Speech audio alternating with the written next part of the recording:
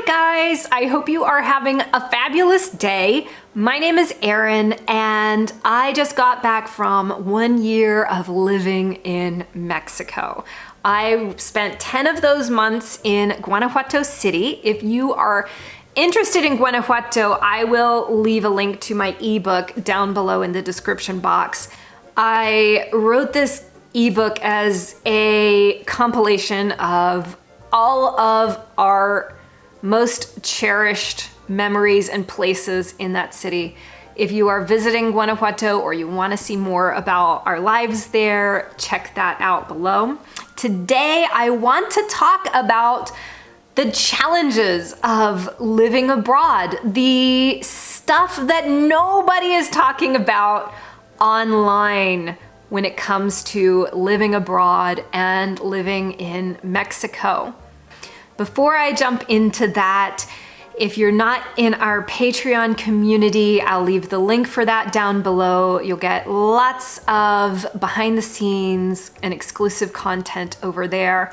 And I've also got Instagram and Facebook if you want to follow me over there. All those links will be down in the description box below this video, but let's get started. Okay, so if you've spent any time watching stuff about moving to Mexico online, or if you've spent any time on Facebook groups about living in Mexico, you've probably already picked up on the fact that there is really only one acceptable story to tell about living in Mexico, and that is it's so great in every single way. You're gonna move to Mexico, all your problems will disappear, you're gonna have fun every day, you're gonna eat tacos all the time, which, that's true. You're gonna eat a lot of tacos and you're gonna feel really happy about that. Everybody loves that story, and that's a great story. I've told it many times and it's a beautiful part about living in Mexico. There is so much to love about moving to Mexico.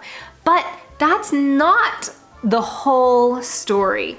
And as a YouTuber, you realize very quickly when you make videos and when you are watching the response to other people who are making videos, you realize very quickly that if you step off that line, you are gonna get like viciously attacked. As soon as you deviate from the Mexico is perfect and life in Mexico is somehow not even real life, it's this fantasy life where everything is great, as soon as you step off that line, bam, you are gonna hear it. So yeah, guys, I might not read comments on this video, I'm just gonna warn you now. Do leave a comment, but if you don't hear back from me, it's probably because I'm hiding from the comments on this video. But here's the thing, what I'm worried about is, are we giving people the wrong idea about Mexico? That when you move to Mexico, you somehow exit reality where life is messy and complicated and emotionally difficult no matter where you're living.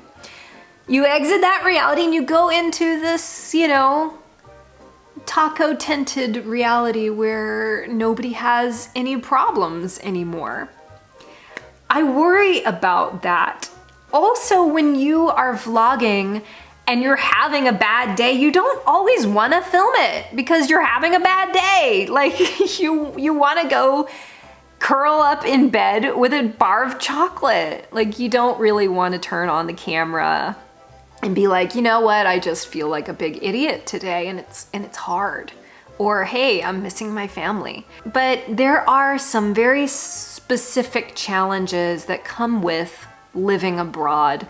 And I think that you would be better off knowing about them before you encounter them yourself, so that when things do happen, or if these things do happen to you, you will know it's okay, it's normal.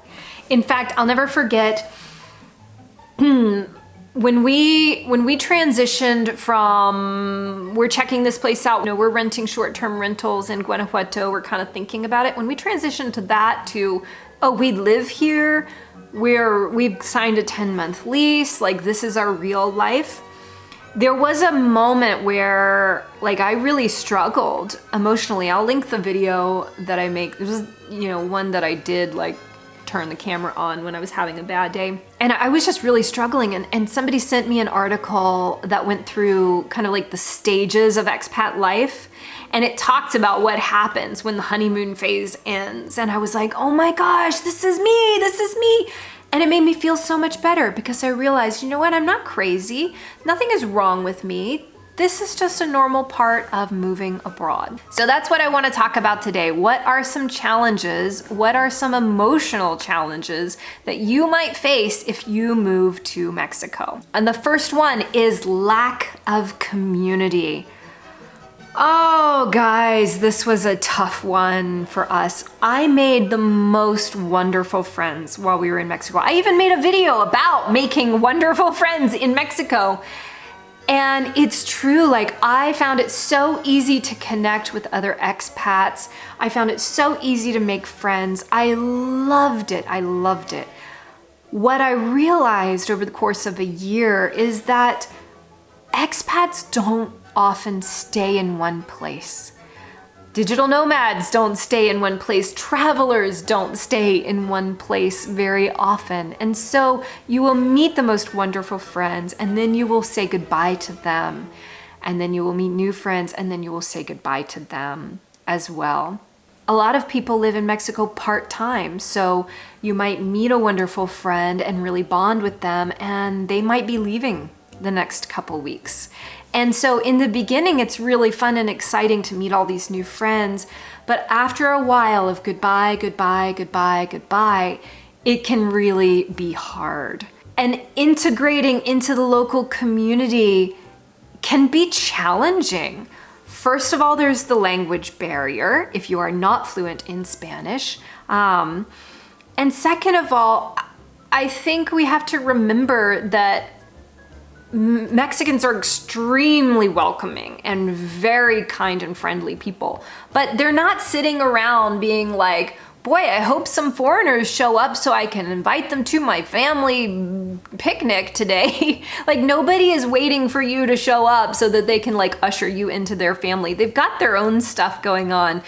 They've got their own close, tight-knit community. Families and extended families in Mexico are very close and very they tend to stay near one another fairly frequently, more frequently than I think we see in the United States.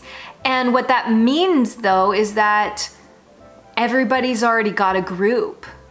And so it can be hard as an outsider to kind of break into that. Not impossible. I am not saying that you are not going to make Mexican friends. Don't comment that, guys. Yes, you are going to make Mexican friends. Yes, they are going to be so kind and gracious and they are going to invite you to things and it'll be fine. But I'm just saying, be realistic about how quickly you are going to be able to integrate into the local community. The second point is the language. Now, if you're not fluent in Spanish, you can still get around Mexico. You'll be fine. It was important to me to learn Spanish, to do my very best to work on it. Some people don't try. Most people, I think, do try to learn Spanish when they move to Mexico. But becoming fluent takes a really long time. If you are not already fluent when you get to Mexico, it's not going to happen overnight. And the language barrier is going to make everything more difficult for you.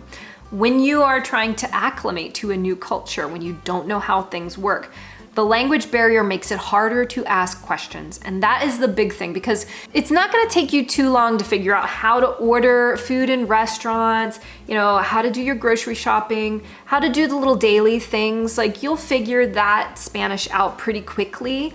But it's hard when something happens that you're not expecting, when something happens that's off the script of what you're prepared for linguistically, and you don't always have the ability to ask questions and understand the answers. So if something's happening that you don't understand, it's gonna be twice as hard for you to find that answer as it would be if you were fluent in the language. Start noticing in your day-to-day life, in the United States or Canada or wherever you're from, start noticing how often you ask clarifying questions. When you go to the doctor's office, when you are ordering something, when you are interacting with somebody who's doing a repair on your house. Anytime you need to ask a question of like, oh, do I do this or do I do that? Or how do I know how to do this thing over here? Make note of anytime you ask those questions. That is gonna be really hard for you in Mexico if you're not fluent in Spanish. It's a lot of fun learning another language, and I'm really proud of all the Spanish that I learned while I was in Mexico. But it's still really difficult, and it's something to know about going into. It's okay that it's difficult, that it's not a sign that you are doing a terrible job at Spanish. Learning takes a long time, and that's okay. Which brings me to point number 3. You are gonna feel like an idiot pretty much all the time. Things that would never be hard for you in your home country are gonna be hard for you in Mexico because you don't know how to do it. And it's gonna be hard for you to ask questions. You are going to make mistakes culturally, you're gonna make mistakes linguistically, you're gonna make mistakes all the time. When you have to ask for the simplest things, how do I mail a letter? I don't know how to mail a letter. That gets to you after a while. It's hard to be a grown adult who doesn't know how to do basic things. It can be emotionally hard to ask questions all the time. It can be emotionally hard to be in the position where you are always needing help, but never in the position to extend help to somebody else. These are things that I don't think that I anticipated.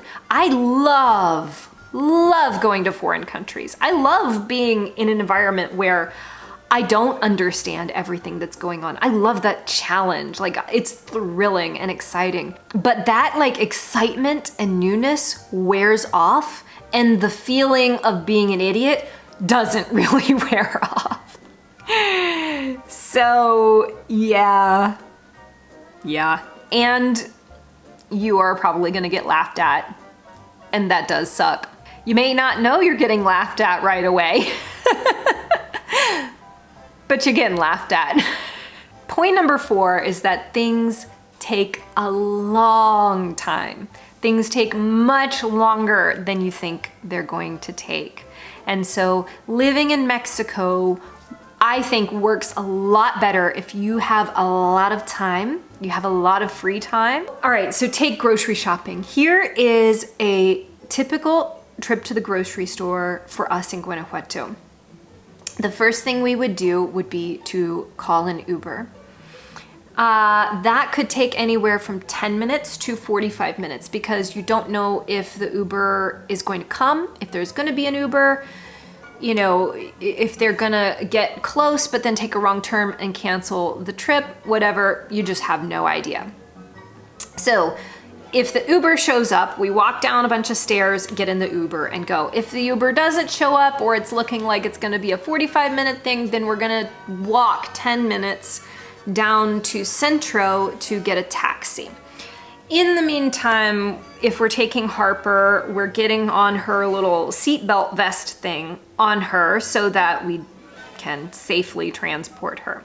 Then we are waiting for a taxi, and we're trying to wait for one of the new taxis which has seatbelts in it because I don't really love the idea of putting my very small child in a car with no seatbelt, driving quite fast in underground tunnels on the way to the store. So we're passing up many taxis to get one with seatbelts. We finally get in a taxi with seatbelt, we get her buckled up, we make the trip over to La Comer. That's probably, 15 minutes of a drive. It's not a big deal. Get to the store, you do your grocery shopping, you find all your things, you check out, then you wait for a taxi to take you home. So there's a taxi stand.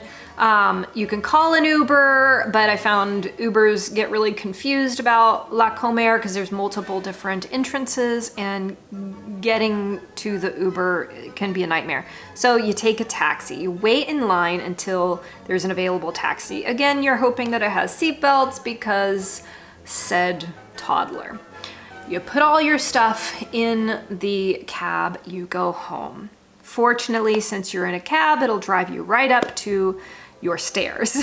Then you have to take everything upstairs, and you have to do it in one trip, because where are you going to leave the groceries when the cab goes away? And you're probably not going to ask the taxi driver to sit there for 20 minutes while you go up and down the stairs taking all your groceries. So you're getting everything in one trip. You're going up many flights of stairs. You finally get home, you unpack your groceries. Now you get to disinfect your produce. You have to disinfect all of the produce. You're putting stuff away. It just goes on and on forever. Like, you can spend a solid half of the day on one grocery trip. Now, if you have a car, everything I just mentioned might not be a big deal at all. It might look way more similar to your life in the United States or Canada than any of that. We did not have a car. And looking back on it, I honestly feel not having a car was a bigger culture shock for me than anything else. I was not prepared, because I don't generally like driving all that much. I was actually kind of looking forward to not having a car. I was not prepared for how much more difficult that would make my life, just in terms of logistics. And I didn't realize how comforting it was to have the knowledge that you could go anywhere at any time. The privacy of being in your own car and not always being around people you don't know and might have to speak in a foreign language to. You know, there's all these little things about a car that you don't realize until you don't have it anymore. Number 5, and this is a big one, missing your family. As you know, if you've watched our videos on this channel, we moved back to the United States specifically to be closer to our families.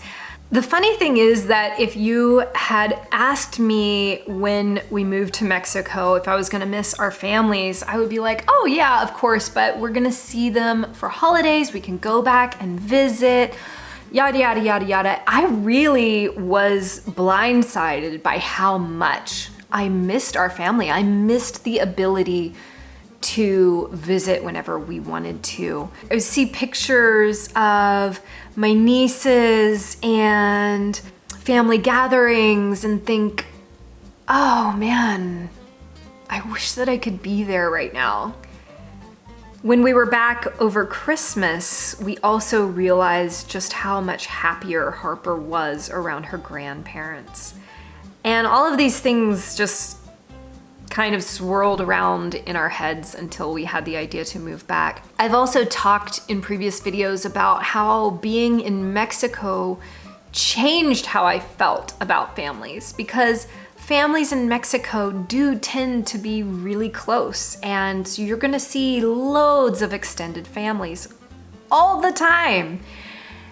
And when you see how important family is in Mexican culture, you do start to question whether you've been too quick to dismiss it as somebody who is from the US. This is a biggie. And if you're like me and you're planning a move to Mexico, you might be kind of dismissing this as like, yeah, that's not gonna happen to me. But file it away, file it away.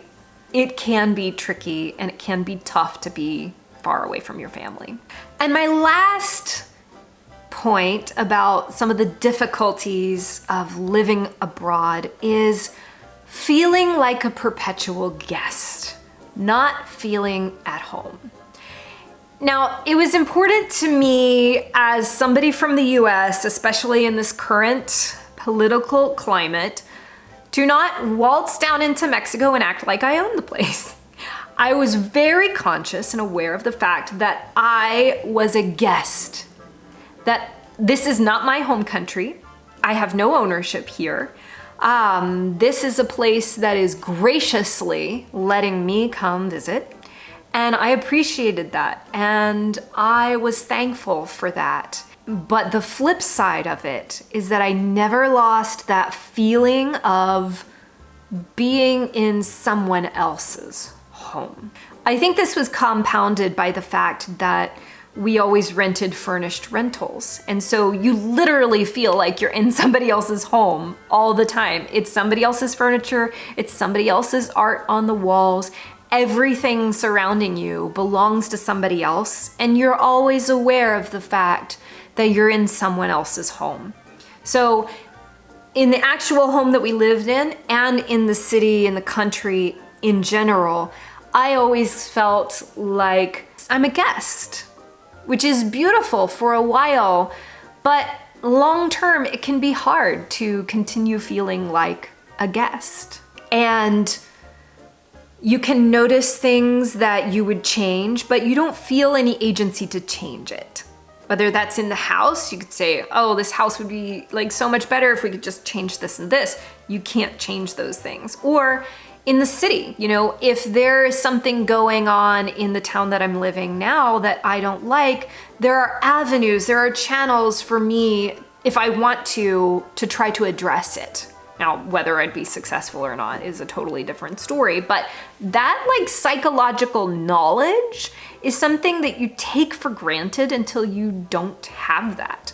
I'm not going to go into Mexico and be like, well, here's how I think you ought to do things. Like, just not gonna do that. And I don't think I even realized that this was going on like emotionally until I left. Until I got here and I started to realize like, oh wow, there's this feeling that I totally took for granted that I didn't realize that I had until I didn't have it. So I never felt fully at home in Mexico.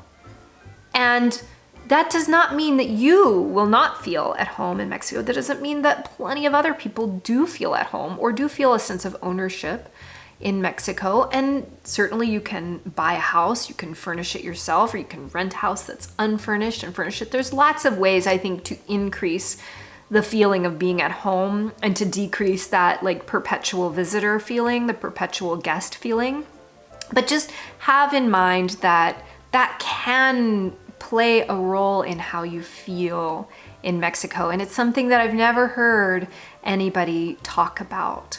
So do I make this list to discourage you from moving to Mexico? No, absolutely not. The year I spent in Mexico was so transformational for me. It was such a huge year for me, and I would not trade it for anything.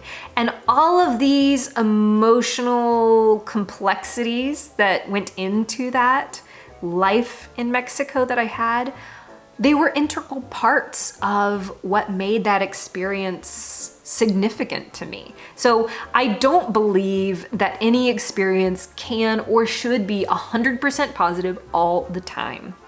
I don't think that that is real, and I don't think that if it were real, any of us would actually be happy with that. Things are hard and difficult, and when you go through them, you feel a sense of pride and accomplishment for rising to the challenges that you were faced with. So I don't say this to say, oh no, don't move to Mexico, things are hard, If you're living in a foreign country and you've experienced some of these things, or if you're about to move to a foreign country, I want us all to feel less alone. I want us to know that it's okay for it to be messy. It's okay to be super happy and excited and also frustrated and sad and lonely. It's all part of the picture. It's all part of the expat life. It's beautiful and it is complicated, and it is okay for it to be that way. So I hope this video helped you. Give it a like, make sure you're subscribed, and hit the bell to be notified when the next video gets posted. I'll see you guys later. Bye.